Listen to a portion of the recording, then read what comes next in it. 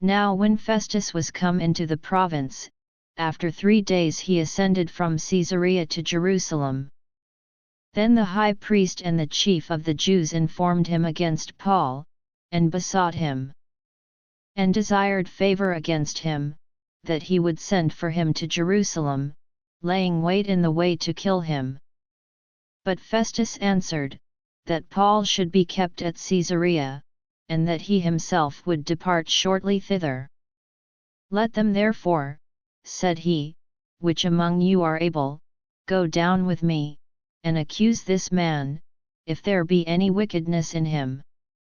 And when he had tarried among them more than 10 days, he went down unto Caesarea, and the next day sitting on the judgment seat commanded Paul to be brought. And when he was come, the Jews which came down from Jerusalem stood round about, and laid many and grievous complaints against Paul, which they could not prove. While he answered for himself, neither against the law of the Jews, neither against the temple, nor yet against Caesar, have I offended anything at all. But Festus, willing to do the Jews a pleasure, answered Paul, and said, Wilt thou go up to Jerusalem, and there be judged of these things before me? Then said Paul, I stand at Caesar's judgment seat, where I ought to be judged. To the Jews have I done no wrong, as thou very well knowest. For if I be an offender, or have committed anything worthy of death, I refuse not to die, but if there be none of these things whereof these accuse me, no man may deliver me unto them. I appeal unto Caesar. Then Festus, when he had conferred with the council, answered, Hast thou appealed unto Caesar? Unto Caesar shalt thou go.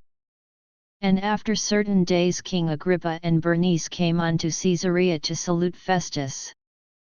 And when they had been there many days, Festus declared Paul's cause unto the king, saying, There is a certain man left in bonds by Felix, about whom, when I was at Jerusalem, the chief priests and the elders of the Jews informed me, desiring to have judgment against him.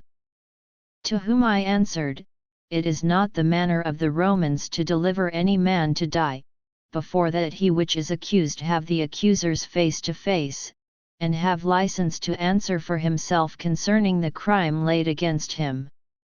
Therefore, when they were come hither, without any delay on the morrow I sat on the judgment seat, and commanded the man to be brought forth. Against whom when the accusers stood up, they brought none accusation of such things as I supposed, but had certain questions against him of their own superstition, and of one Jesus, which was dead, whom Paul affirmed to be alive. And because I doubted of such manner of questions, I asked him whether he would go to Jerusalem, and there be judged of these matters.